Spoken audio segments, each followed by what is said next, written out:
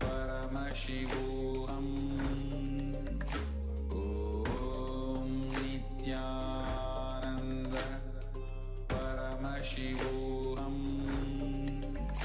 Om Nithyananda Paramashivoham.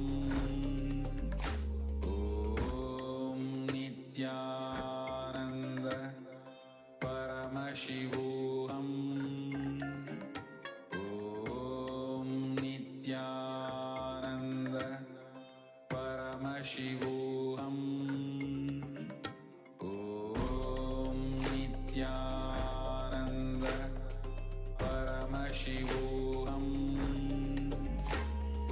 Om Nithyananda Paramashivoham.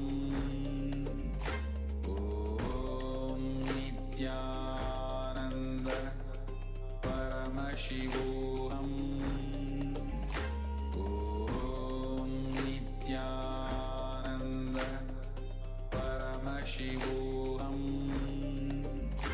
Om Nithyananda Paramashivoham. Om Nithyananda Paramashivoham.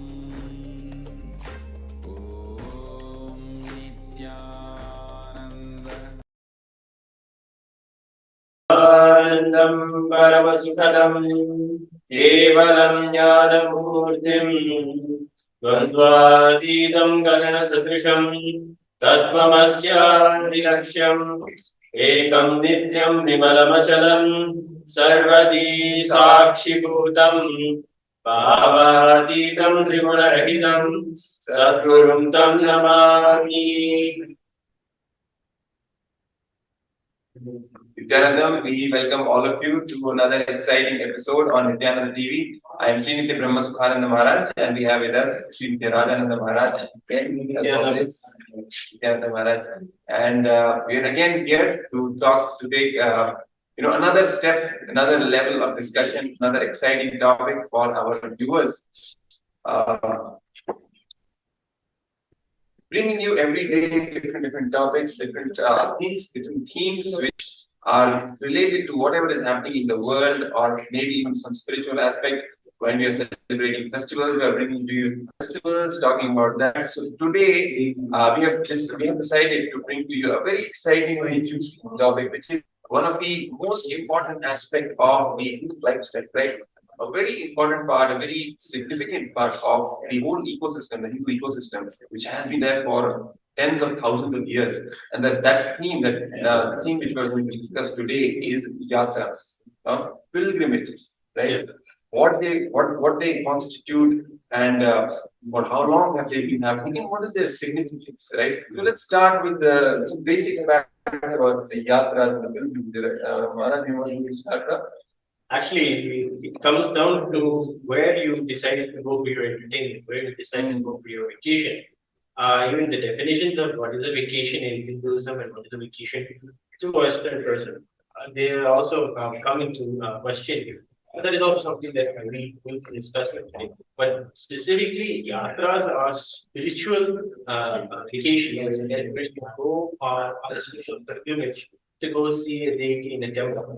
And some of these yatras are, many of them, including examples of the Shardam Yatra, or the Yatra that is there, Amarnath, Vishnu. These are some of the popular yatras that many Hindus participate in.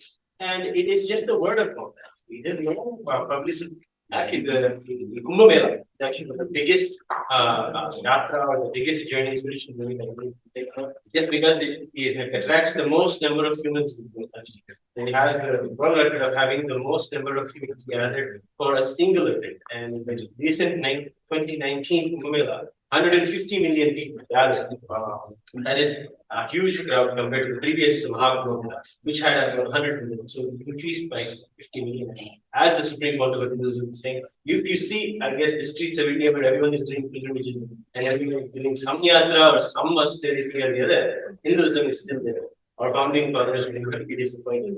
They will be able to see that Hinduism still is there, and it doesn't need any reminder of you. You just know. The Panchang says today is Shahi Snan, and then everyone, millions of people will come and gather for Shahi Snan. That is the main event of the Kumbh Mela actually. And this is actually in 2007 when the Kumbh Mela happened. The same thing the Supreme Court said that there is no notice in just no time. It's not even organized by the government, but they have to be involved for the whole. I said the arrangements of the whole area they do involve, but it just happens on its own. It's been given the whole religion just to come together and celebrate times and celebrate. So it's just by nature that people just have the tendency to stars are in this part of the river, the moon is in this part of the sky, and the sun is in this position in the sky. We have to be celebrating. We have to be doing something. We have to be continuously engaging in some celebration. And Yatras is an excellent example of how actually all of the whole mixing of populations. There's even a conversation going on about the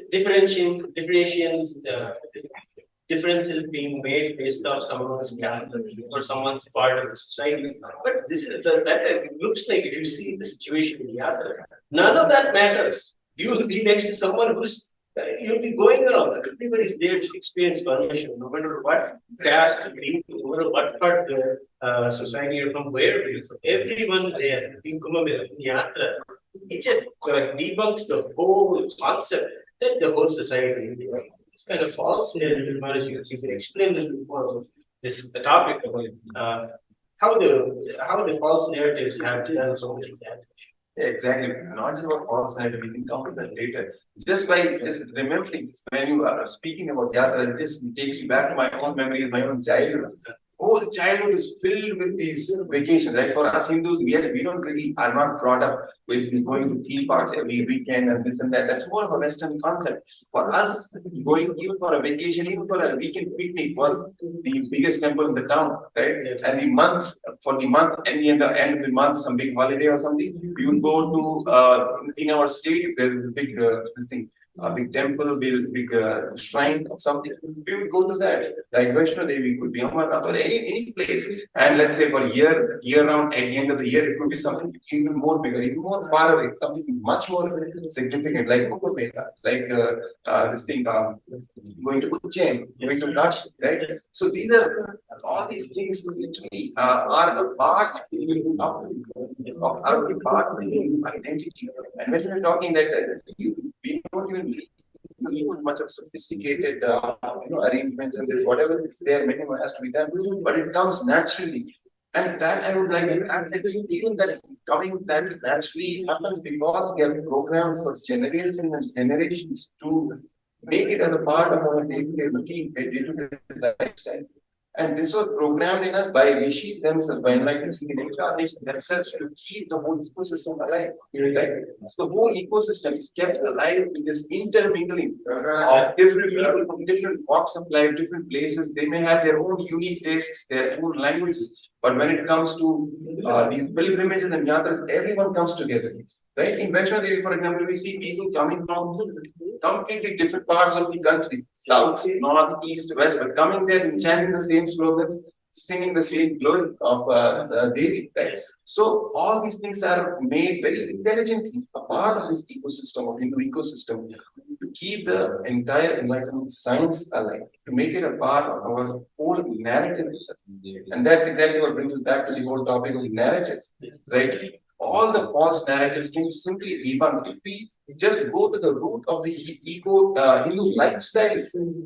Just that lifestyle itself will sing the glory of Hinduism and tell the life narrative. If we just understand the significance of these small details of yatras, of going to the temples, of doing rituals in the morning, what do we do, why do we do, if we just understand these simple things about Hinduism, this in itself is enough to debunk almost most of the wrong narrative, false narrative given about Hinduism. Just have to open our eyes and see Hinduism as it is, and just go and see where the people are at, where the people are. See, there is a in the for the Shabarimala Yatra, which is 21-day austerity that is done to Ayyappa Swami from Dharmashastra.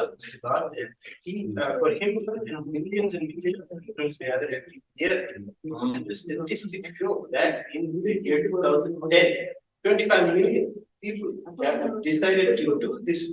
What is 25 million population displacing themselves and moving into Shabarimala through the doors and seeing Ayyappa Swami having his darshan, such a powerful movement it has to be. And then, but that is 2010. 10 years later, in 2019, it has doubled.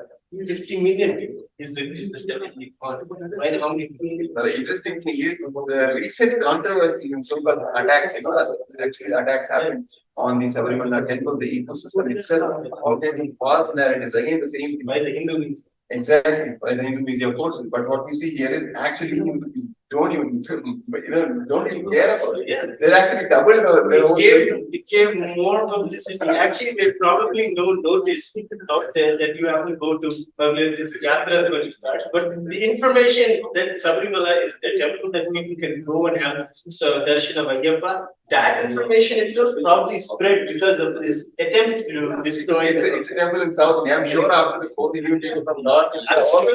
Yeah, that's probably exactly right. If we see Ayyappa Swami, then we must go and see that. And probably more all over the world came to have darshan, and that is fact. And how you can see that in just 10 years, the number of people going through the doors of Sabarimala.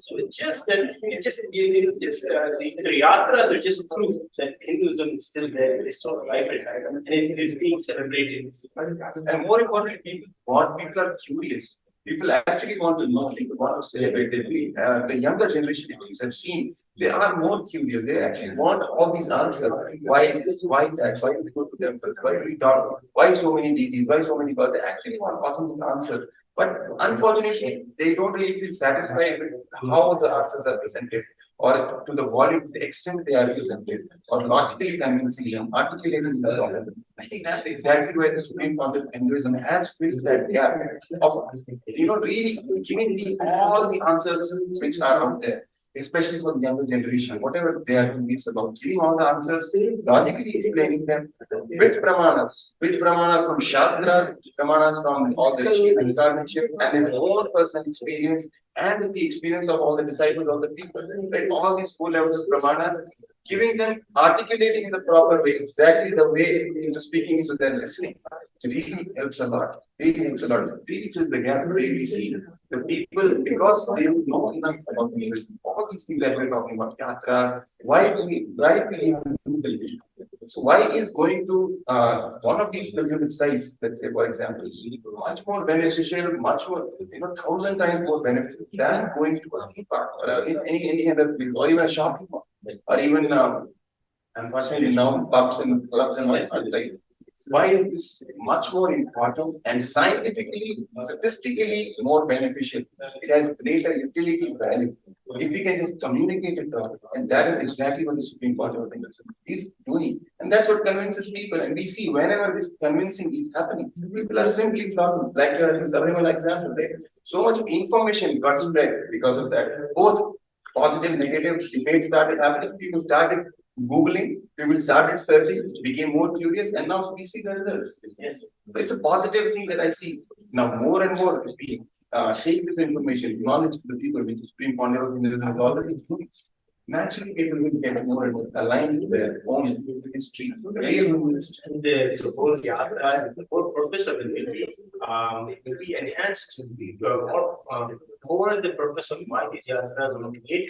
The yatras are prescribed in the agamas to do these kind of austerities, do these kind of pilgrimages, finally have the darshan, because actually the whole walking and spending time with nature, and finally going and seeing the nature, the temple, it does it's one process of healing. It's one process of the nature just listens to you. It takes care of you. Within maybe 1 or 2 days, you get you may have a little struggle walking or struggle doing, but within 1 or 2 days, you just fall into the beauty of nature. More of that, what happens in the MahaParamashivoham is the first deep listening happens, and that's exactly what happens in the first days of the Yatra.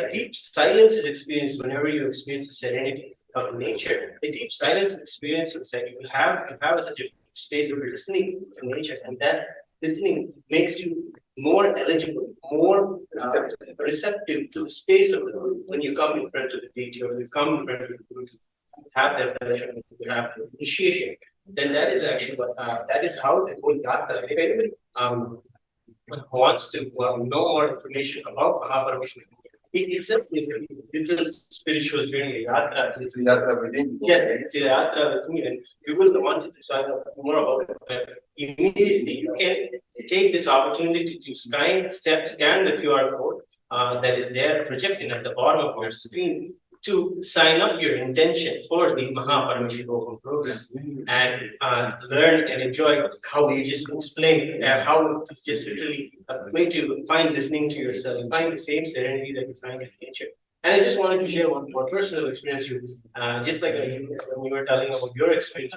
I was exactly what was. It's the same experience. You were born and brought up outside. Yes, yeah, right. That's it. So what was your experience? See, the thing is that wherever Hindus are, we have a tendency to look out for the sacred, look out for something that is sacred. That is still our vacation, no matter where we are, which part of the world. Hey, the Buddhists say that this is a sacred mountain, we must go there. Oh, the natives of this land say that this is a sacred tree, we must go there. So in the same way, when I was in the United States and growing up there, my family had the same kind of interest in there. We got along with so many friends who had the same kind of interest to find sacred spots, go and have the real vacation according to Hinduism. Like a break from your day-to-day struggle or stress. And then that the way they took me and we went to beautiful places like the natives of America. They have sacred places, they have trees that they worship, they have mountains and hills like Hinduism, Mount worship Arunachal. They also have sacred sites, hills and all these places. And we were surprised to see so many other people have the same kind of interest. Whenever we would go and see these places, we thought we were the only ones journeying to see beautiful sceneries and sacred sites. But many of the people, especially, are like just gathering there because it's like some kind of they are actually some sacredness. It's not like sacredness is only there in Bharat is extremely concentrated. It's punya, but it is all over the world. As the Supreme Court is blessed in the state of California, is place where Kapila lived and Kapila are the forest of Kapila. Sacred sites are there all over the world, and all the indigenous culture sacred in this world. This being in it's the same way how anybody approaches a deity, talks with the deity, has an experience with the deity, talks with them, and surely see that the deity's influence in their life is real, that their deity becomes more and more real.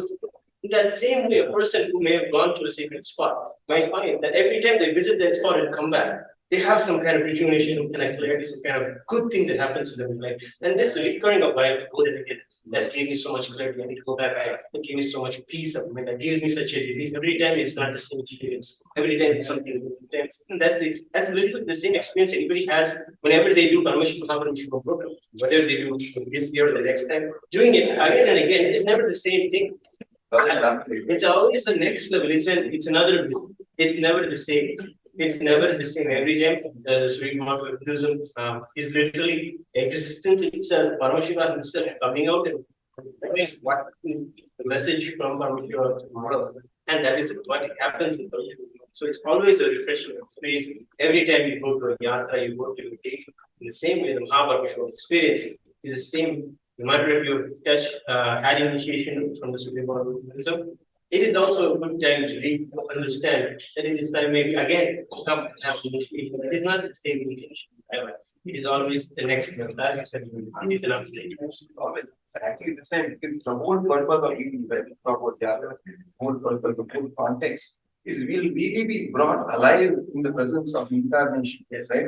And when you see, from even my personal experience, when you even after my MahaParamashivoham program, if you go to some yatra or even some temple, it will be completely different experience. It will not be the same. The way you connect with the deity and the way deity responds to you, everything will be completely different because now you're literally the air in a way of the Supreme Conduct because of Paramashiva himself, right? So you're holding that star, the white star now. You go anywhere, you'll see that energy, you will feel that energy, and you will see and witness those deities or the energy of that place, or whatever sacred place you go, responding to you. Because now it will literally, as we said, it will be an upgrade for your consciousness itself. Now, what he has done after the Paramashivoham program, what he does, the Supreme Conduct, what he does is he awakens your the inner consciousness, Pratyekatma Chaitanya Jagrita. That's what he calls it as given in the Vedas and Agmas. The individual consciousness awakening, he triggers it, he fires it, he ignites it. And after that, your life is completely new. Actually, that's only when we are actually born. That's only when we get a new life. So that is exactly the experience what you will get in the MahaParamashivoham program. And if you are really excited for joining the MahaParamashivoham program, we invite you, we request you to scan the QR code, which is projected now at the bottom of the screen, and you can fill the intention form, and our team will reach out to you shortly. And it's ultimately the Supreme Court of Hinduism who will be causing and who will be making sure you are actually there, you receive the initiation. And he is deeply interested and wants the breakthrough to happen for all the beings. It's just testing for you whether you are saying yes and whether you are integrated to it or not. That's why he's asking for your intention. Right? Because you ultimately, it's because of you, you have to say that yes to him, and you have to prove that yes, you really, really want it. And he's just waiting to shower and all the things, the best things for you, because he is here for you. So for that, just scan the QR code and just enjoy his and the whole ecosystem, what the gifts of being that is bringing. Same ecosystem as we see are being kept alive by yatras, by the ritual, by temple ecosystem, especially by the enlightened master. The enlightened master, the Hindu gurus who have kept these ecosystems. So the Hindu gurus who have kept even these sacred sites alive, protected them, right? For the people, because they understand the importance. For years and years, for generations, they know how it actually is valuable. Even we have statistics of some of the biggest congregations that happen, the yatras that happen. You want to share some of these statistics? Yes, sir. Very interesting statistics we have. I was mentioning the largest gathering of Hindus. Every 12 years, the MahaParamashivoham happens in Allahabad, Prayagraj, and there 150 million people had gathered in 2019. Then, of course, as I mentioned, the Shabrimala Yajna come and visit the shrine of Ayyappa Swami, and then Vaishnav Devi, 8 million people visit Vaishnav Devi. And then 2 million people go to the Pushkar Yatra, that is Pushkar Day in Rajasthan. Chardham Yatra is a beautiful trip, actually. Many of us spent time have gone to Chardham. The Chardham Yatra is Gangotri, Yamunotri, Badrinath, Kedarnath.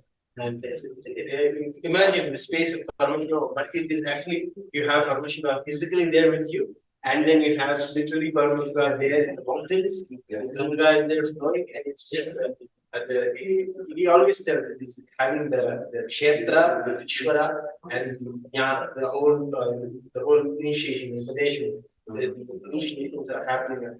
And when you were mentioning, Maharaj, that when you were gone to temples after experiencing the initiation, how did new experiences? Because in the Paramashivoham program, what happens is in the process of us renouncing our tendencies of incompletions and patterns and really detoxifying all of these effects of us. As that happens, immediately in the space of we have really raised our consciousness, we will changing and there in that space it initiates us and gives us all the powers. And when you go to the temple after that, it is like you are where you will find it like it's your home. Yeah, exactly. Start resonating with that person. I really belong here. Yes, you feel like this is home because the space and the energy of the temple match the space and the energy inside the initiation itself. The total frequency changes. Because of that match happening, that is why people feel that there is something. The temple is a huge new experience because temple's energy is there. It's at the level of MahaParamashivoham and higher local. And when you are taking and experiencing it, just your consciousness is touched to that highest pleasure in life. All the smallest vacationing for escaping from life, or vacationing for a getaway to some place, or vacationing, all these kind of things become mundane, become not the pleasures you see. The Paramashivoham experience will give you a rejuvenation of what is the higher taste in life, what is the real taste, or what is the real kind of food, what is the real kind of luxury in life, where to go, what to have it, right? Yeah. No matter where you are, it is just that luxury is just you're in a higher space, and you just bring that space to you wherever you go. That is exactly what happens. So many other yatras are there, Maharaj. The Amarnath Yatra, 600,000 people go every year, and the Rath Yatra of Jagannath, that also is there. 1 million people gather and participate. And this is so regular. This is just a few. I mean, I think there are hundreds, maybe thousands of yatras a year.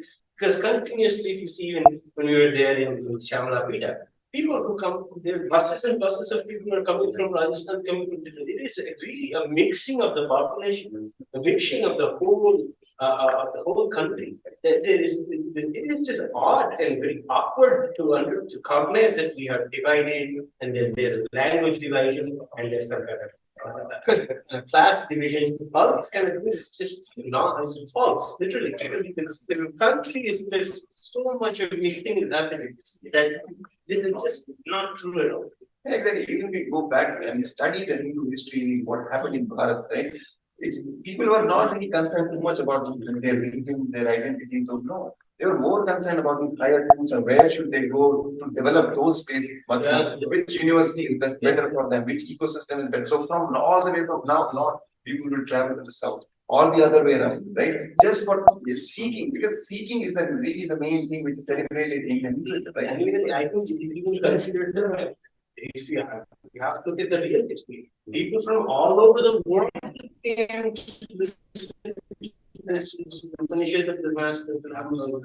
People from all over the world came to sit at the feet of Paramashivam. People from all over the world came to sit at the feet of the gurus and the kings, the saintly kings.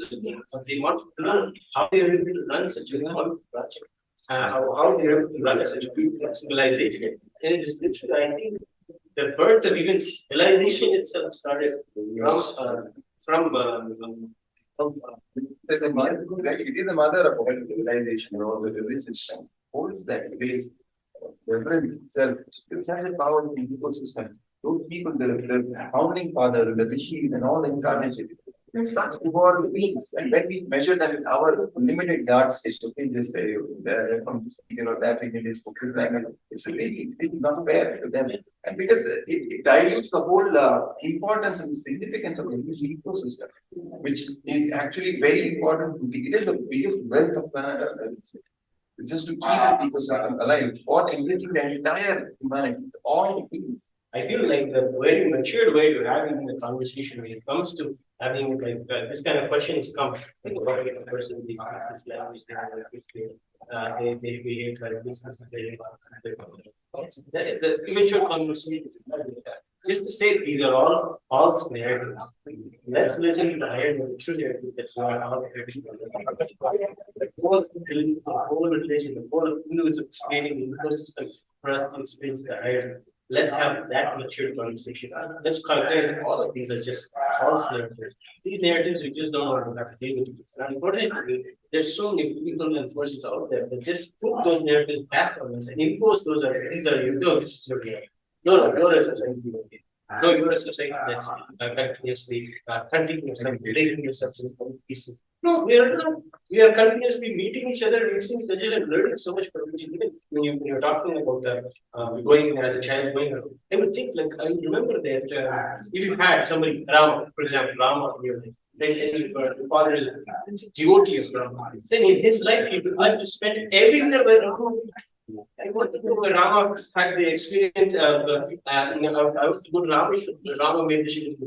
I want to go to Ayodhya where Rama was. That's exactly how it was. Wherever we used to go, we used to just, every time there is a connection from the Purana. Hey, this is where the Pandavas came and did something. This is where the Rama did something. This is where Krishna came and did something. Everywhere, it is see, the whole Yatras, the whole pilgrimages is the mostly Hindu as the Hindu identity in us. Whole Hindu history is bolted into our muscle memory. Yes, biomemory in these yatras. Just the remembrance of each of these places.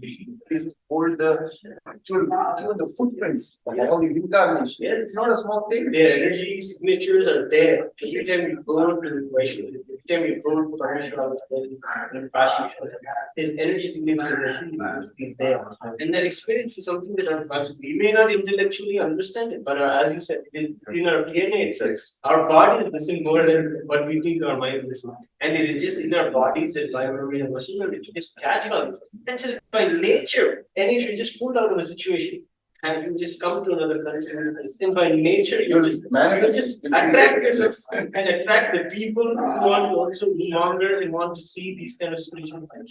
It's just a beautiful, and this is the way that we Hindus are creating more and more the possibilities of the ecosystem all over the world. By actually, because they're so important, programmatically involved. Even in Bharat, they don't really bother too much devotees by my religion. They see the sacredness in other religious sites as well, and they go, they visit the saints and all these people, see all around it. Yes, same with the same enthusiasm, same sacredness, same devotion. They go and even attend and go to many famous Sufi saints there. That is the level, that is the kind of ecosystem we talk. That is the majority evolution, including evolution. That is really the wealth that we have to preserve, we have to revive. That's exactly what the Supreme Court of Hinduism is doing, right? So reviving this powerful ecosystem, which takes us to a completely new level of evolution, new level of maturity. And in MahaParamashivoham program, this is exactly what he is giving us in the form of an initiation. This whole shift, the conscious shift of understanding, of seeing the reality in a completely different way. Actually, the reality as it is, we are now seeing it through our prism, our incompletions, through our delusion. But when we see the reality as it is, then it will just naturally manifest the enlightenment ecosystem around us. And that is exactly what the Supreme Court of Hinduism is giving in the MahaParamashivoham programs. And also, when we are talking about the false narratives, and we should understand and we should counter it, right? Right understandings. I would say one way to intellectually do it. Another way is to actually bolster and revive these yatras and other things which are a part of our lifestyle with even more vigor, even more energy. Go to the yatras double the times which we are going even now, because they have the power to revive the ecosystem just by the act itself. Yes, actually, this is something that the Supreme Court of Hinduism has put in place in all of the Kailasas all over the world. Yes. When it comes to best example, where they in Arunachal Jyoti on top of the Arunachala mountain, when they do that, the Supreme Court of Hinduism had that same. It was reviving Hinduism to the level wherever our Kailasas are. Go to the nearest mountain, that is your Arunachala. Go there and tell like the land. And all of us did that yatra. We all went, whether we were in Kailasa in Seattle or Kailasa in Los Angeles or San Jose or wherever we went, all the Kailasas. They went to the nearest mountain, went on top, and with all the safety guidelines, with all the permissions, we lit the fires there. And literally did the yatra. This is how we did the whole, just remembering, and just remembering, this is actually how the Supreme Court is really bringing that whole spirit of just sacredness and everything to every Kailasa that is out there. That possibility. Really replicating that ecosystem in form, in the matter as well. Exactly. Arunachala that he lived with, is literally any mountain, he sees that mountain and he's giving that same possibility for anybody and everybody through the Kailasa everywhere. And when we come to the MahaParamashivoham program, we just get excited about what are all the activities going on in Kailasa. We just want to become a part of this whole revival. And the MahaParamashivoham is the summit for creating future global Hindus. really how to empower ourselves. And if you see, feel the words that the Supreme Pontiff himself gives about what is a real vacation. Actually, it tells why vacations are not the real vacation. Because when you're in the vacation, you go for a weekend or you go for a 3-day vacation. You go there, but you're thinking about one. You're stressed about how this vacation will not last anymore. And that haunts you. When we are in the office, we think about vacation above the beach. When we are at the beach, we think about the office. Correct. And that's not a vacation. That is a temporary displacement of the body, physical body.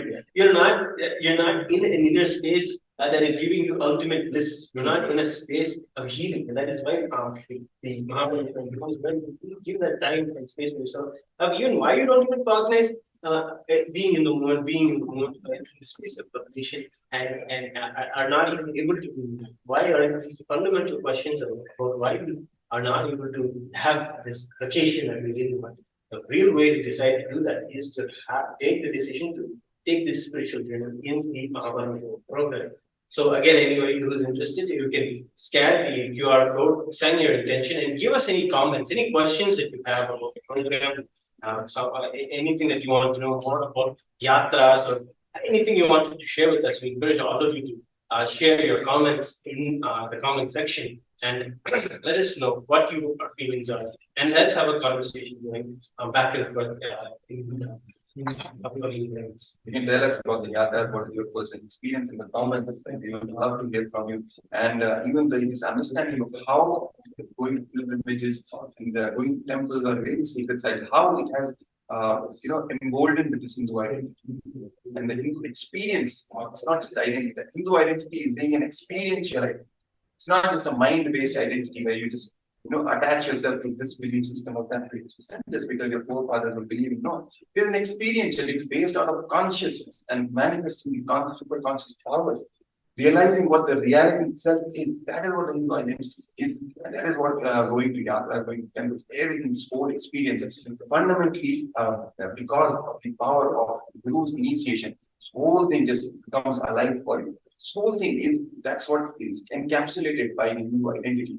And whatever experiences you have had, or you want to know anything else about MahaParamashivam program, please be free to ask in the comment section. We would love to reply and respond to your points. And I think one of the questions that people may ask also after coming to the MahaParamashivoham program, do I have to discontinue any of my other practices of Yatras, like this is the places where I go and visit, this is the Yatra that I do, this is the temples I visit. I have these religious things.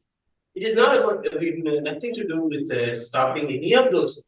Hinduism is always for Hinduism. Continuously, if you are a person who goes to temples, you're a person who goes on the Yatra, it's just that his presence and his happening in your life will just enhance the experience of going to these places, and you will be able to literally recognize this at a whole new level. And for example, if you are a person who worships Krishna or a person who worships Sriman Narayana, your experience, your connection with him deepens because of the Guru's initiation. Because the Guru is literally a manifestation of all the bhakti that you had in your life for Krishna or for Narayana. Because it literally is just consciousness manifested without you.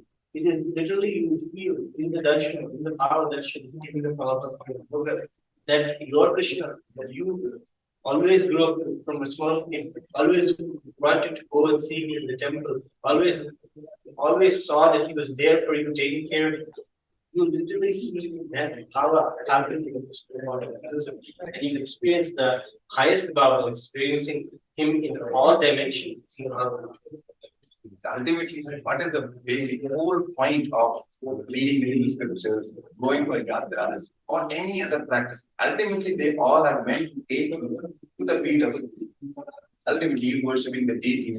The best thing, let's say you are a devotee of Krishna, right?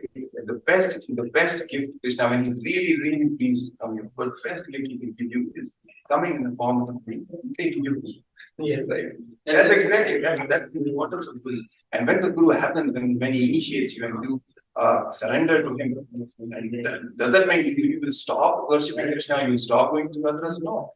You will enjoy that even more with a completely new life, new contact, because now you're literally radiating your Guru space when you attend the MahaParamashivam program and you're initiated. After that, when you go back, you will be completely new person. People will see, people will notice this, that you are completely changed, and every single situation you're responding to a completely different space altogether. Powerfulness, completion, radiation, and complete peace, and everything, all the qualities that you can even think of, will start radiating, manifesting. And when you go to temples, when you go to yatras, when you again go and attend to Krishna, you will see, it will be a completely new kind of connection with even Krishna. I think what happens is, yes, you will respond to it. But more than that, you will feel more responsible. Definitely. What the MahaParamashivoham program also will do, to give you the utter reality that is there. How all these false narratives are literally reducing the size of Hindus. You will see that the Krishna that you have grown up with, how you can contribute more to that Krishna, how you can protect that area of Krishna for yourself, for your family, and for your community, how you can make sure that that same experience that you had with Krishna, who led you to the Guru, how that is also something important that you should also have. That people around you should have. People who are your bigger family should have. All the people in your community should have. And you will be literally capable of literally bringing that space of Akailasa that you experience in the Paramashivam program to wherever you are, wherever you live. And you literally feel, oh my God, this whole tradition is sacred. This whole tradition, I have to own, I have to literally take responsibility for it. And you'll feel empowered. It comes with tremendous amount of energy, especially after the MahaParamashivoham program. You'll get just a tremendous amount of energy to be able to take responsibility for Hinduism as a whole. Exactly. Because only with Guru's initiation, we even realize the real value of all these things, all these practices, all the devotion that we have been doing. And once we realize the value, it naturally makes us more responsible and even protecting the ecosystem. That what I can do from my side, protect this ecosystem for others, for in the future generation, right? To keep this whole parampara, like what is my role? You start thinking in that terms, and as a responsible leader, that is what the MahaParamashivam program does. That is what it manifests in your life, giving you the leadership consciousness, not just in your own life, not just making you the boss of your own life, but making you as a leader, as a responsible leader who can take responsibility for the entire cosmos itself, right? That level of empowerment, that level of responsibility, that level of intelligence is given to you in the MahaParamashivam program. And for all of you who are willing to take this jump and experience the happening of the incarnation, the living manifestation of Paramashiva, the supreme concept of Hinduism, Bhagavan Nithyananda, Paramashivam, in your own life, please don't even waste a minute. Just scan the QR code, fill the intention form, and you will see him rushing towards you and blessing you with his presence in your life. Yes, Maharaj. And in this beautiful discussion we've been having, talking about Yatras, and because one major difference to understand how you take a vacation moving forward, you'll find that you're not taking a vacation from something, you're taking a vacation for something. That is what Maharaj. You're taking a vacation for yourself, for your inner finding out the true consciousness that is there inside you, and harnessing it and seeing how the Guru's presence really enhances that and makes all the wishes, all the desires that you ever wanted to happen effortlessly, just like that. And then you will have a possibility of a higher reality that you did not even know, because the space and the pace at which life happens after making Swami, after making it's just like lifetimes move. A period of months become like a period of lifetime. Literally, patterns come up, get this the recycle, and they come back in a way that you just feel like before I used to have so much problem with this, but now I can just have manifest this technique or manifest this power. This becomes absolutely redundant for now. And this is the power. I mean, of course, handling that is just one of the small things, but being able to take responsibility for that same experience and that same powerfulness that you got for everyone around you and for everyone that you meet, that is the possibility of the leadership that we will be able to gain by attending the MahaParamashivoham program. Even not just the individual responsibility, the collective integrity, collective responsibility, which is at the core of keeping any ecosystem alive, not just Hindu ecosystem, but any ecosystem can be kept alive only with the collective responsibility. When all the people come together, realize their own individual integrity and how everything that fits into the collective integrity of the ecosystem. That is one of the most significant contributions of the Supreme Father of Hinduism, Bhagavan Nithyananda Paramashivoham. He invokes that collective integrity, the consciousness in the collective integrity and collective responsibility, how to include everyone in the decision-making process and for the higher purpose, for the ultimate aim, for the good of the entire society, and how to include everyone into it, and how to make everyone a part of this whole ecosystem turning into an organism, right? Not just people, just different individuals coming together in a mechanical way. How the whole ecosystem starts functioning as a single organism. It's one intelligence, even in their unique ways, protected, but at the same time coming together and operating as a single organism. How this ecosystem is kept alive, this whole intelligence, this whole the way to operate, and what you should do, what you should not do. This whole intelligence gets awakened in you with the MahaParamashivoham program. So again, we just say the same thing. Just say one guess. Take one jump, scan the QR code, and you will see all of these, the best gifts that the Supreme Court of Hinduism is bringing and wants to initiate you into, and to make you manifest the best things in life, to make you manifest the reality that you want, and even more, the best thing that you may even not know that this is best for you, right? Most of us, what do we even know about enlightenment? He is the one who is bringing us and taking us to level by level by level to realizing what the true reality is, what the true powerfulness, what all our potential is, the real potential that we all carry, that we don't even know. We're just stuck with the powerlessness. He makes us realize our true potential, our possibilities, our powers, and ultimately giving us the enlightenment experience itself about the Paramadvaita experience, the experience of Paramashivoham itself. All of these are encapsulated in this one powerful program of MahaParamashivoham, and which he personally attended. If you want to know more about Paramashivoham, enjoy the Swamiji Satsangs when he speaks in Tamil. There is so much of playlists and so much of content about Paramashivoham, and in the Tamil channel of the Supreme Court of Hinduism, the channel is highlighted Nithyananda. If you go to YouTube and search this channel, you'll be able to find so much of video content on MahaParamashivoham in Tamil. How Swamiji has brought out so much. Actually, there is so much recent information on how he has experienced his ecosystem in Arunachala, and so much of information about the program, what happened with the Paramashivoham, what are the recent initiations that are happening inside the MahaParamashivoham program, especially there is a recent program. You can go to the channel Kailai Bhagavan Nithyananda and learn more about how Swamiji is literally celebrating in the MahaParamashivoham program to all of us who speak Tamil. So, yes, you want to add something more exciting to this, because I can go on and on. This is such an exciting topic when we talk about this Hindu ecosystem, Hindu lifestyle, all the juicy aspects of it. This Yatras, for example, today, and so many other things are all, even the music, the dance, each and every part of Hindu lifestyle, Hindu ecosystem. It uses every aspect of life to give it the dimension, the aspect of the spirituality, and taking us to the making it as a tool for us to reach the ultimate and liberate us. And it's called quantum spirituality. See, the Hindu lifestyle, it is nothing like there is a material life and a spiritual life. The whole division of a week is not yet a week end and a week day. The concept is like this. You have festivals and celebrations that happen in the middle of weekends or in the middle of weekdays. And you just have to celebrate. Come on, today's the day we have to do. Come on, nobody can.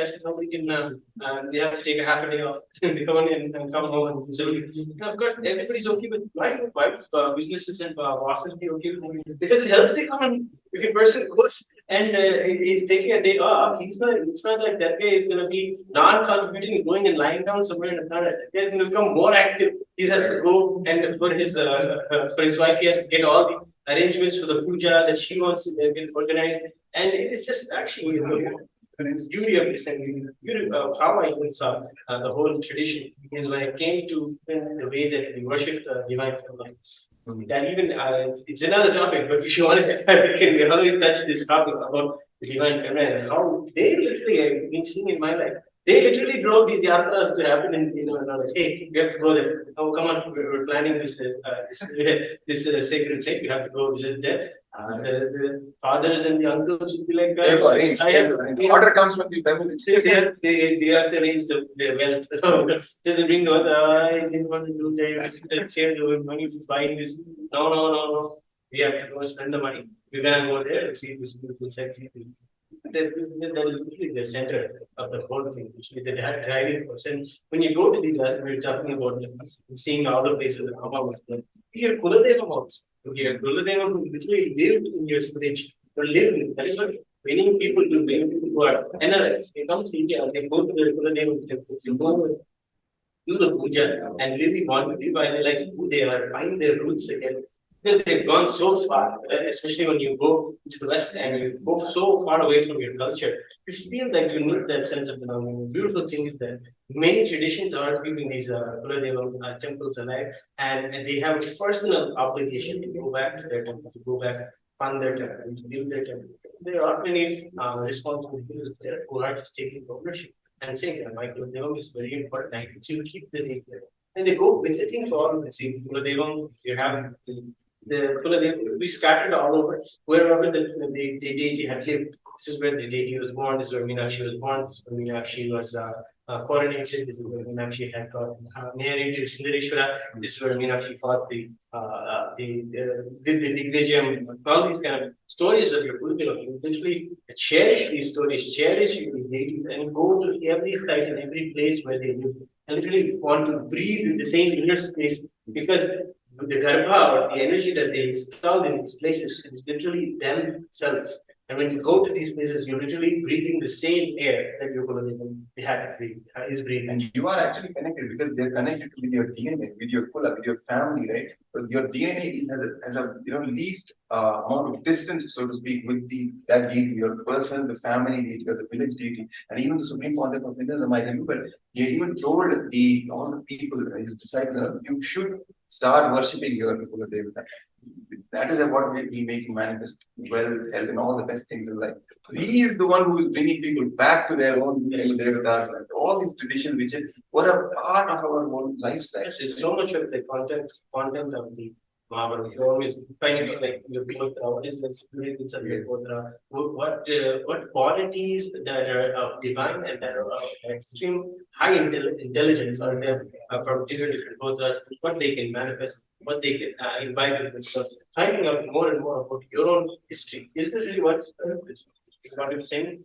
Building history is what we have to do in the Kailasa. And literally inside the MahaParamashivoham program, every person's personal Hindu history is looked into and enhanced by the basic systems of the Supreme Court of Hinduism. Literally down to earth, sitting with us, micromanaging every other one of our activities, just so we can build a powerful future for us. Because his initiation is so powerful, it triggers us at the level of our DNA, and it is our DNA which carries our history. Yes. Right. So with his initiation, he's rekindling and reviving the Hindu history. It's not just about books and everything is there, all aspects are there. But ultimately, fundamentally, Hindu history is written in the DNA, the entire history, not just the scripture, they are there, right? In all the people in the family, the Gotras, which were masters of Vedas, Nagamas, all the Shastras, all this knowledge is rooted in their very DNA of the children. His initiation, he has, in his own words, has the power to reawaken that whole knowledge, and the whole download can happen, and he can revive all the Hindu Shastras, the Vedas, all the Agamas from those the DNA of the Hindu children, right? Similarly, the DNA can be not just about the Hindu Shastra, it can be about the temple sciences, it can be about architecture, it can be about anything. You can even the Ayurveda, or Siddha, the medicinal science, the Hindu medicinal science. Even that is can be a part of the Hindu muscle memory, the DNA itself. His initiation simply ignites and revives that whole knowledge which is there in the DNA of whatever family or whatever lineage you are part of, and going back to your own lifestyle, family lifestyle, Hindu traditional lifestyle of going back to worshipping your Guru Devata. All these things are part of reawakening that DNA and reawakening the real Hindu history, which has the power and the potential to keep and revive the whole Hindu ecosystem on the planet Earth. It's actually, even while we are talking, it is so deep, the depth at which the Supreme Point of Hinduism is working. Even what can we understand? We are just scratching the surface, right? And if you just see, we're having the discussions on the strategic national narrative and who you're going to put out there and who you're going to decide to look back at your history. Again, who you decide who you're going to sit with and look back and build your history with. All these are a part of the knowledge. It's such the process of team when it comes in the MahaParamashivoham program, where you create the team is so down to the DNA level, as we're explaining this, that you just like, oh, I need this kind of DNA in my life. You'll start seeing people like that. You'll start saying, oh my God, this person is, they hail from this school, that means they have such powerfulness in their life, or they have ferociousness or some straightforwardness they have. That's the kind of DNA you have. You organize your whole life around literally the blood around you and the DNA that is there around you. Because all these notions that blood relatives and only with them, the whole mixing is promoted in Hinduism to be living among people of different kinds of tastes so that they contribute to your life and we all make a beautiful enlightened civilization together. As I was telling, there is the Gotra, there's the Vishwakarma Gotra, who just by having that DNA, just by having that person inside the mix, so much of creativity and so much of ability to for the whole group to manifest a next level of a breakthrough in creating something. Or even it doesn't matter. That person can touch a laptop or that person can touch a stone. It doesn't matter. But with that, they'll be able to do something. And that is how Swamiji is at the DNA level, awakening our abilities and our qualities and putting literally planning the whole MahaParamashivoham and moving us forward into living with each other in a space of Mahakailas. Even coming back to the topic of the Yatras, even those are those are ways and tools to awaken this DNA, the Hindu DNA. Naturally, the younger generation who are not really connected to all these things. Naturally, they ask questions of what is the significance, what is the importance. That is exactly what will happen in MahaParamashivoham program. Just with that initiation, you will really feel the whole power when you go for a yatra. You'll see what it does to you. Nobody has to intellectually make you understand this is the significance. No, you will see it in your own life, experientially. This is what temple does. This is what the yatra does to you. Right? Nostalgia is all small right? This is not like you'll have past like come with the depth and the meaning of which things you have. And in fact, nostalgia is just a when it comes to this kind of thing. You'll have a real connection, again, a deeper connection with your brother now. You'll have a deeper connection with your workshop, with your purpose, and that'll just be rejuvenated and rekindled from your DNA level by the grace and the initiative of this. And I think we have said again and again, everyone. So taking this last moment before we end today, again to have everyone please scan the QR code to give your intention to join the MahaParamashivoham program. It is going to start just in a few days, May 15th. So get yourself ready. Get all your tell all your friends. Give them also as many people as you can. Yes, together if you do MahaParamashivoham program, it's always the best thing for yourself and for your family, so that at the level at which you get closer to your group, they'll also have that same opportunity. That's good.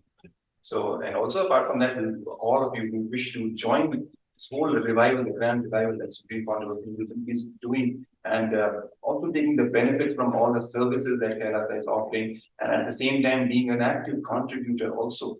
Because in your opinion, in your votes, all these things are a part of the responsible Hindu democracy, which the Supreme Point of Hinduism is reviving now. So if you want to be a part of the ecosystem, be on board, we request you to join in, scan the QR code for the e-citizenship of Kerala. By being an e-citizen of Kerala, you come really on board on the e-platform, so to speak, the digital Kerala, digital nation, to not just be a benefactor, but an active contributor to this whole grand revival that the Supreme Court of Hinduism is doing on planet Earth. So for that, please scan the QR code for e-citizenship of Kailasa. And again, we would like to urge you to join the MahaParamashivoham program. For that, please scan the MahaParamashivoham QR code and sign up for the intention of MahaParamashivoham program, which is going to start very soon in a few days from May 15th. So with this exciting discussion today, Maharaj, and thank you so much for this very fruitful and juicy discussion that we had today. Yes, thank you, Maharaj. Yes. So with this, we move on to the most awaited, the best segment of this show, which is the Nithyananda, the discourse, the presidential address from Supreme Pontiff of Hinduism, Nithyananda Paramashivam. But before that, let's prepare ourselves to be in the proper, trustful awareness and receptive space to receive the Supreme Pontiff of Hinduism, Paramashivam, Nithyananda Paramashivam, and benefit of the darshan to even and get the best out of this experience. So let's prepare ourselves, keeping our head, neck, and spine in straight line. Our body is completely relaxed.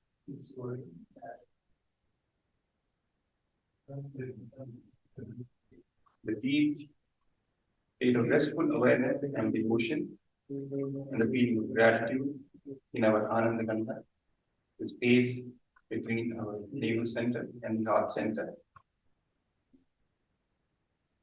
Visualizing Paramashiva in your third eye with a bright golden light with 25 heads, 50 hands, and 75 eyes. Visualize Paramashiva in your third eye and chant the Mahavakya. Om Nithyananda Paramashivoham. To prepare for receiving the Supreme Pontiff of Hinduism, Nithyananda Paramashivoham. So let's chant the Mahavakya. Om Nithyananda Paramashivoham. Om Nithyananda Paramashivoham. Om Nithyananda Paramashivoham.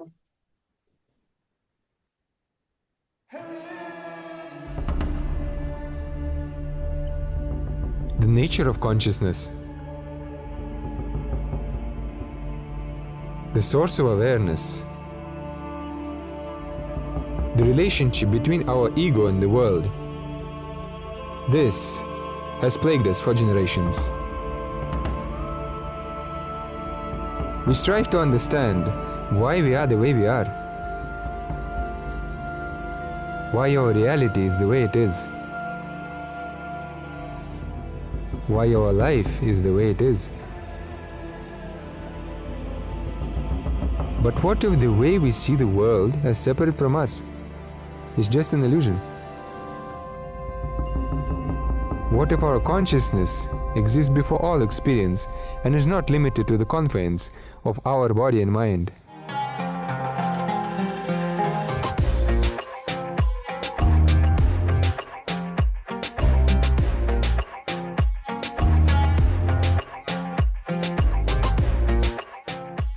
Today what I revealed is practically the whole Hinduism in a nutshell. If you make the column, you will see clearly most of your problems are internal non-understanding. When these internal non-understandings are cleared,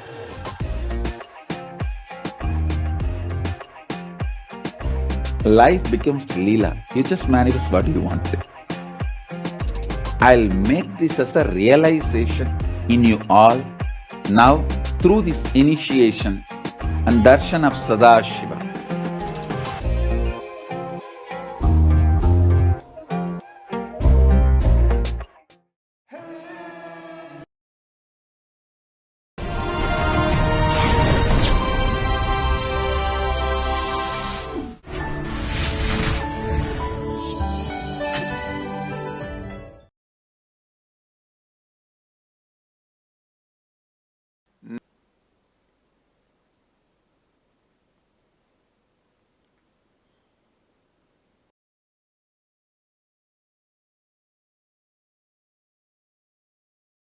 The nature of consciousness. The source of awareness. The relationship between our ego and the world. This has plagued us for generations. We strive to understand why we are the way we are. Why our reality is the way it is. Why our life is the way it is. But what if the way we see the world as separate from us is just an illusion? What if our consciousness exists before all experience and is not limited to the confines of our body and mind?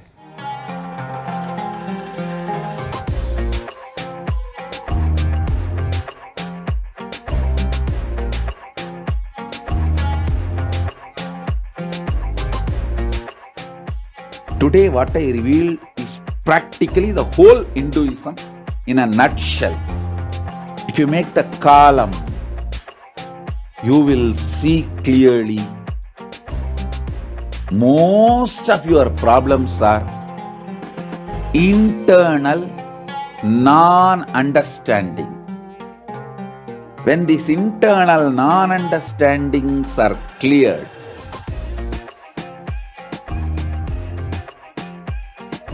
life becomes Leela. You just manifest what you want.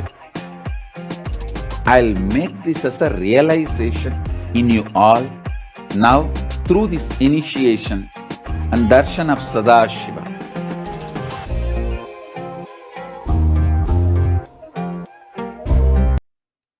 Om Nithyanandeshwara Paramashivoham Nithyanandeshwari Paramashiva Shakti Madhyamam Asmadacharya Paryantam Vande Guru Paramparam.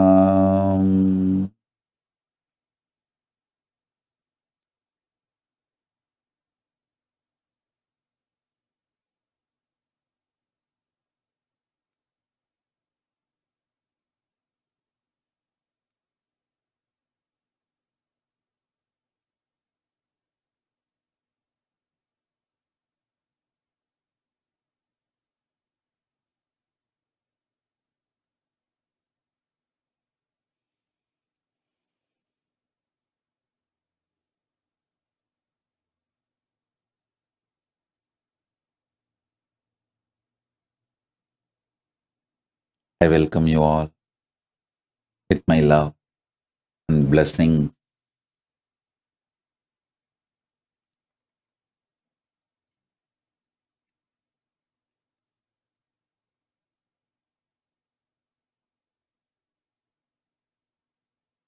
The first powerful cognition, the truth, I want to give you all.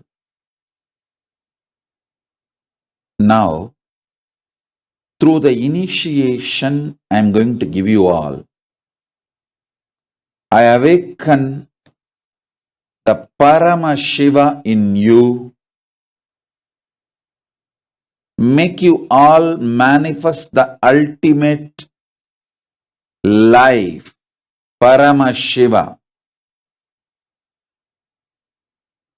As Paramashiva has blessed me,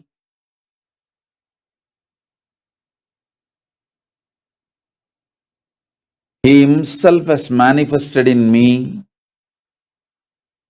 I'll make Him manifest in you all now, because He has authorized me to manifest Him in all of you. Listen intensely. I'll give you some of the most guarded secrets of the spiritual world. in the spiritual world, there may be some gurus who experienced ultimate within them, but they will not know how to teach. There are some, even if they know to teach, they do not know how to transmit the experience. There are some who would have had experience, but not the traditional initiation. There are some who would have had experience and initiation, but may not know how to transmit. There are some who would have had initiation and experience and even know how to transmit, but they may not have received initiation, the right to transmit. That's called Acharya Abhishekam. Even if you know the method to transmit to others, you should be ritualistically initiated, authorized by the Guru Parampara through Acharya Abhishekam. Means the right to initiate others should be given to you ritualistically by the right authorities. There are some who may have capacity to transmit the initiation, can in turn initiate others. In every level, he gave me everything just by making one right decision, making this body happen in Tiruvannamalai. That ecosystem gave all the 16 things needed for an ultimate guru: intellectual knowledge, enlightenment experience, right to transmit the intellectual knowledge, right to transmit the experience, proper initiation into intellectual knowledge, proper initiation into enlightenment experience, proper initiation to initiate others into intellectual knowledge, proper initiation into initiate others into enlightenment, proper initiation to initiate my disciples, to authorize them to initiate others into intellectual knowledge, proper capability to initiate my disciples to teach others the intellectual knowledge, rightful initiation to authorize my disciples to empower others with enlightenment experience, proper initiation to initiate my disciples to empower others with enlightenment experience, initiating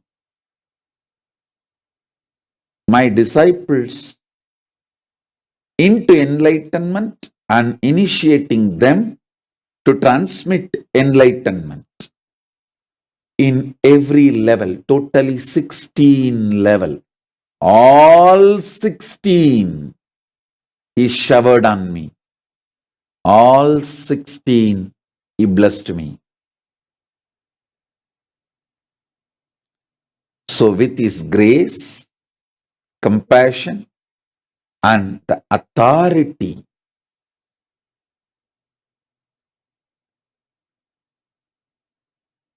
with his grace, with Paramashiva's grace and Paramashiva's compassion and the authority Paramashiva showered on me directly and through the unbroken Guru Parampara, chain of Guru Parampara, I initiate all of you into Paramashiva Jnana, Paramashivadvaita, intellectually, experientially, ritualistically, and giving the Shakti Pada, Shakti Nipada initiation. So understand, this initiation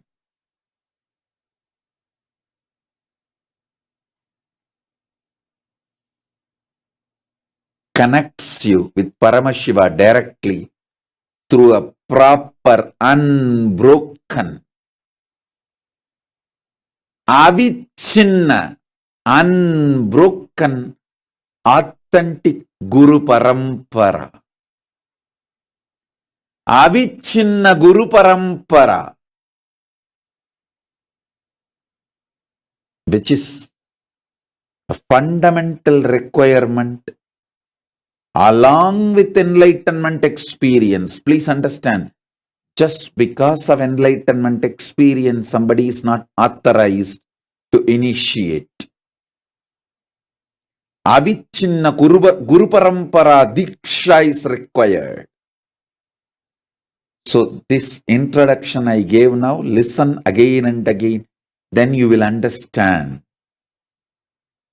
I am not disrespecting any enlightened beings, but just enlightenment does not give the right to initiate others. Just enlightenment means they found a boat to cross the ocean of samsara, ocean of delusion, that's all. But they do not have the capacity to take others. But they will not know to produce the disciples who can transmit the initiation to others. There are some who knows to produce disciples, but they will not have the authority to initiate the disciples as acharya. In multiple level, there may be some who are intellectually able, have initiation, but not experience. There may be some who are intellectually able to transmit the knowledge, but don't have the right to initiate others from the right proper authority, Guru Parampara. Understand all these nuances. By the great compassion and grace of Paramashiva, he showered all the right and best ultimate things on me.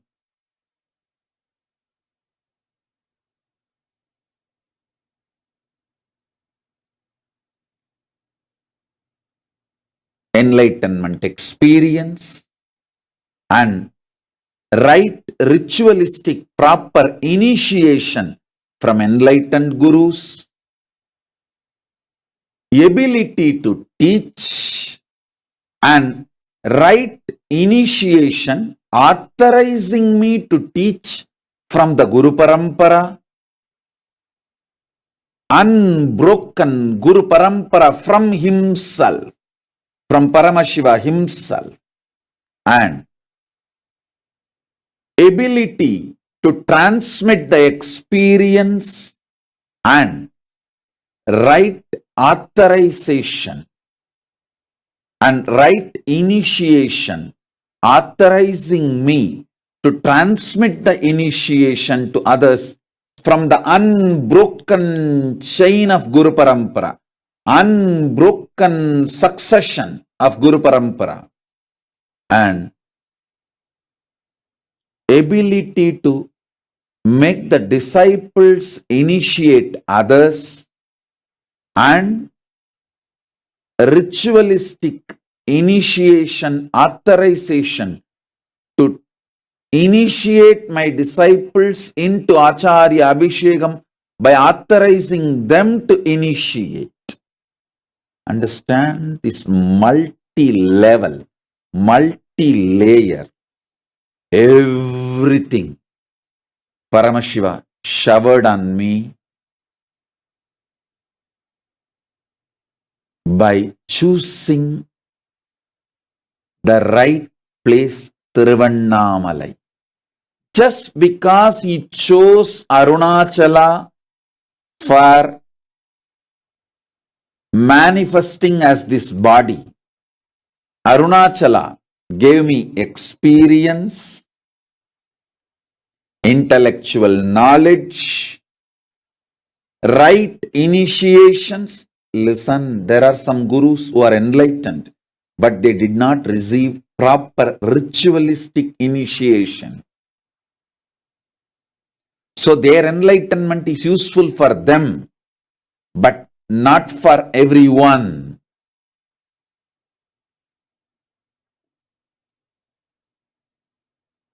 Not only he gave me the knowledge to teach others, he gave me the authority, authentic initiation from the Guru Parampara to teach to others.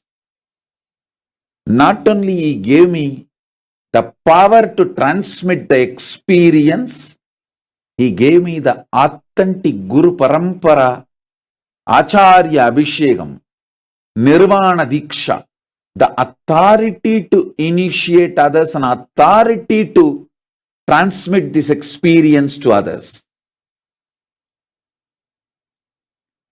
Not only he gave me the power to initiate my disciples to initiate others, he gave me the authentic, unbroken lineage of Guru Parampara, Diksha, as a Paramacharya to initiate Acharyas Upara. Menmaigul Saivanidi, Vilangida Olagellam. The great tradition, ultimate tradition of Shaivism, Paramadvaita, to flourish all over the universe. Not only I transmit enlightenment, I give formal initiation also. So now, Mahavagya Upatesam. So sit and listen. Om, Om, Om, Om Shiva, Shiva, Shiva. Om Shivaya Nama. Om Namah Shivaya. Om Hrim Shivaya Nama. Om Ham Haum Shivaya Nama. Om Shivoham. Om Shivoham. Om Shivoham. Om Om Om Om Paramashiva. Om Paramashiva. Om Paramashivaya Namaha. Om Hrim Paramashivaya Namaha. Om Hrim Paramashivaya Namaha. Om Ham Haum Paramashivaya Namaha. Om Paramashivoham. Om Paramashivoham. Om Om Om Om Nithyanandam. Om Nithyanandam. Om Hrim Nithyanandaya Namaha. Om Hrim Nithyanandaya Namaha. Om Nithyanandoham. Om Nithyanandoham. Om Nithyananda Paramashivoham. Om Nithyananda Paramashivoham. Om Nithyananda Paramashivoham. Om Nithyananda Paramashivoham. Om Nithyananda Paramashivoham. Om Nithyananda Paramashivoham. Om Om Om Om. Now sit. I will make this mantra reverberate in you through the Shakti Pada and Shaktini Pada and awakening your Kundalini Shakti. Om, Om, Om, Om, Om, Om. Even if they have capacity, Shakti wise, some enlightened beings have the energy to lift others, but they do not have the initiation, means authorization from the Avichinna Guru Parampara to do that. Guiding, lifting others. So, you need everything. Knowledge, power, initiation for yourself, and the authorization to initiate others, and authorization to initiate others to initiate others as acharyas. All the 16 level, 16 things needed, Paramashiva showered on me just by making me take birth in Arunachala. In Arunachala, all the 16 was available for me. He made it available and showered all the 16 on me. Hope all of you are understanding the subtle differences. Why initiation? Why Swamiji? Why initiation and why from Nithyananda Paramashivam? The question is categorically answered. In this one session, all of you celebrate Paramashiva himself is directly showering this on all of you. There are some gurus who are enlightened but not systematically initiated. There are some gurus enlightened, systematically initiated for their enlightenment, but not systematically initiated to initiate others. That is called Acharya Abhishekam. Listen. You are getting initiated to live Paramashiva Twa, the Paramashiva's lifestyle. I always tell, practice in this Kailasa, perform in Mahakailasa. Practice devotion, practice lifestyle of Paramashiva in this Kailasa, perform in Mahakailasa. Initiation into living Paramashivatva is Charya Pada. That initiation is called Sivadiksha, Samayadiksha. Then initiation into enlightenment is Visheshadiksha. Initiation into Paramadvaita is Nirvana Diksha. Initiation authorizing you to initiate others is Acharya Abhishekam. Initiation authorizing you to transmit enlightenment to your disciples and in turn authorizing them to initiate others is Paramacharya Abhisheka. Paramashiva showered everything on me, power, capacity and initiation, just by making me born in Tiruvannamalai. In that ecosystem, he brought everything and showered it on me.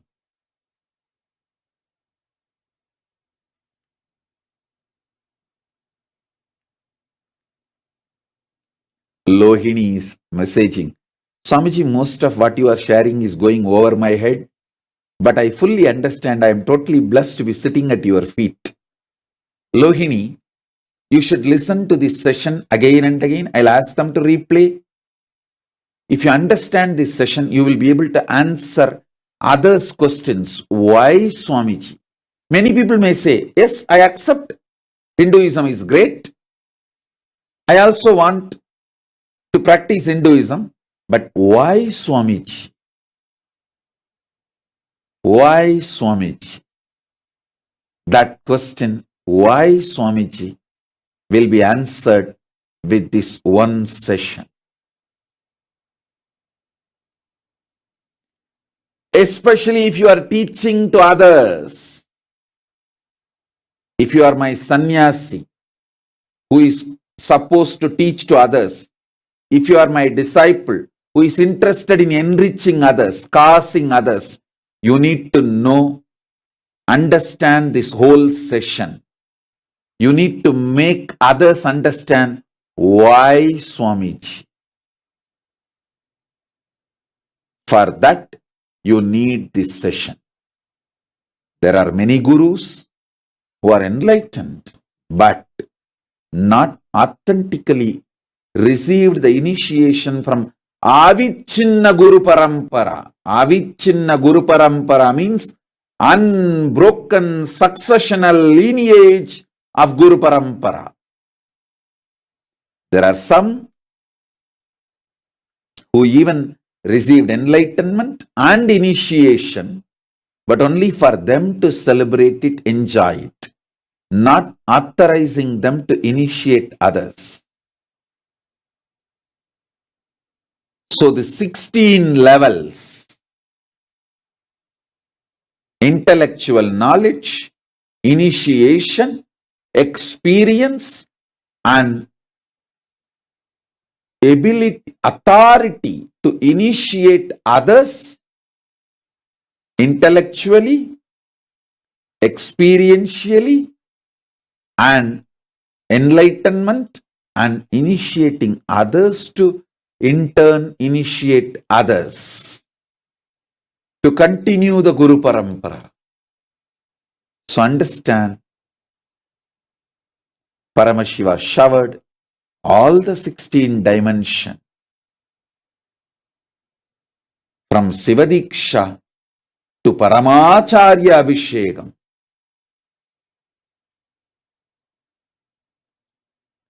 So, with this clarity, sit and receive initiation. I think this introduction should be given for all initiation sessions, so people understand from who they receive initiation, they are receiving the initiation. Om, Om, Om.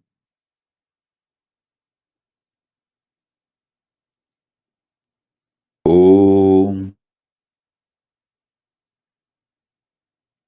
Om. Listen. First, in Hindu tradition, you are always initiated into Gayatri. So I am initiating all of you into Gayatri mantra. Just listen and repeat along with me.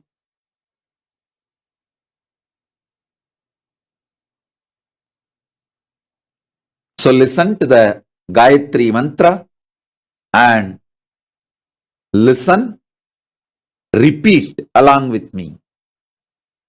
Om Bhur Bhuvaswaha Tat Savitur Varenyam Bhargo Devasya Dhimahi Diyo Yona Prachodaya. Om Bhur Bhuvaswaha Tat Savitur Varenyam Bhargo Devasya Dhimahi Diyo yona prachodayat. Om Pur Bhuvaswaha Tat Savitur Varenyam Bargo Devasya Dhimahi Diyo Yona Prachodayat. Om Bhur Bhuvaswaha Tat Savitur Varenyam Bargo Devasya Dhimahi Diyo Yona Prachodayat. Now, I will again repeat. So I will again repeat. Om Bhur Bhuvaswaha Tat Savitur Varenyam Bargo Devasya Dhimahi Diyo Yona Prachodayat. Om Bhur Bhuvaswaha Tat Saviturvarenyam Bargo Devasya Dhimahi Diyo Yona Prachodayat.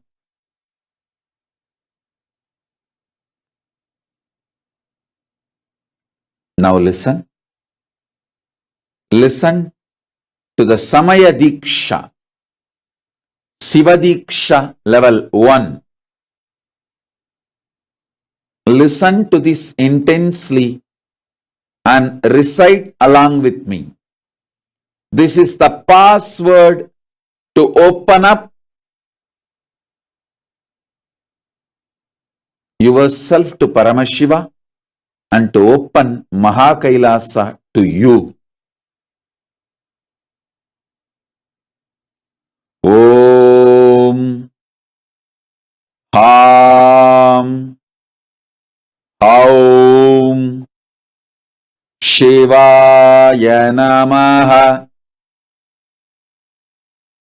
Om Ham Aum Shivaya Namaha. Om Ham Aum Shivaya Namaha.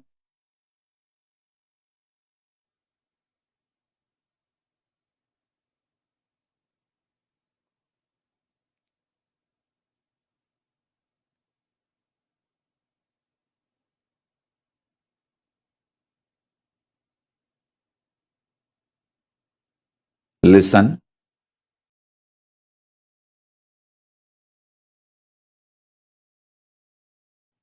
There are many gurus, great enlightened beings.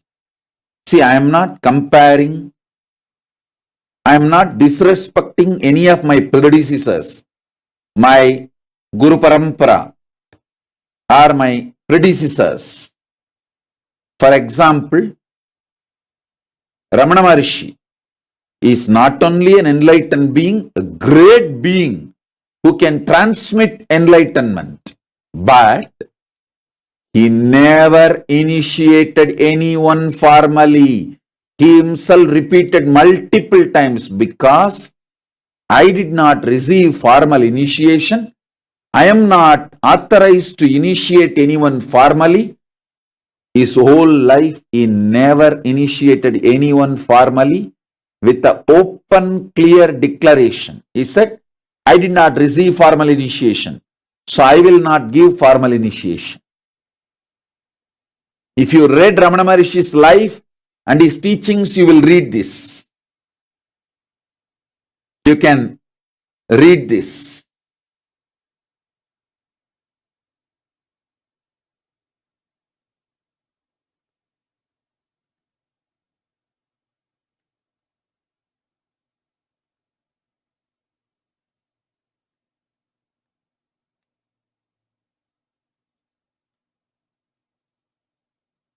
There are many gurus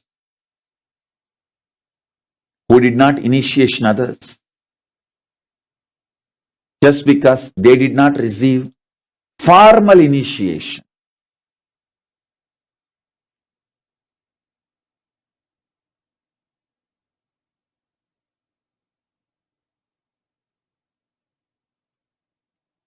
Ramana Maharshi said, when Sringeri Mutt sent Acharyas to initiate Ramana Maharshi said, in Tiruvannamalai, whoever lives, they don't need initiation.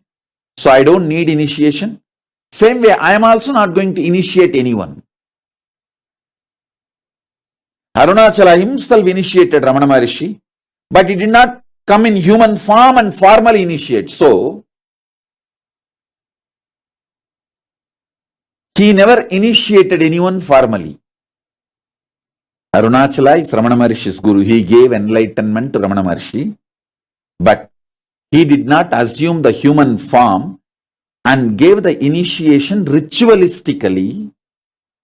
So naturally, Ramana Maharshi also never initiated others ritualistically. I am not disrespecting Ramana Maharshi. I am not comparing myself with them. I am just stating the nuances, subtle nuances of the spiritual world.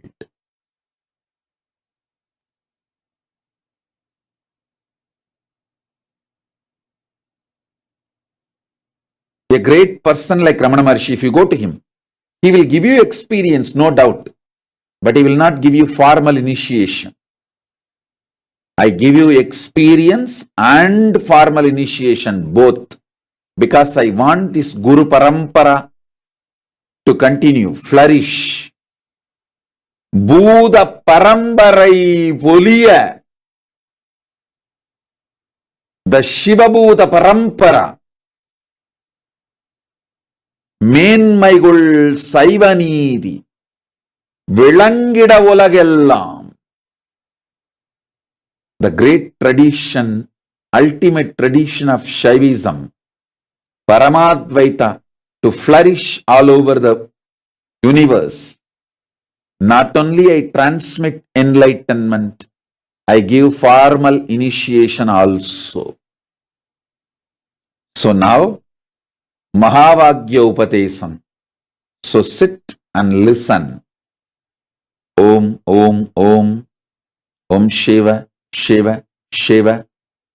Om Shivaya Nama.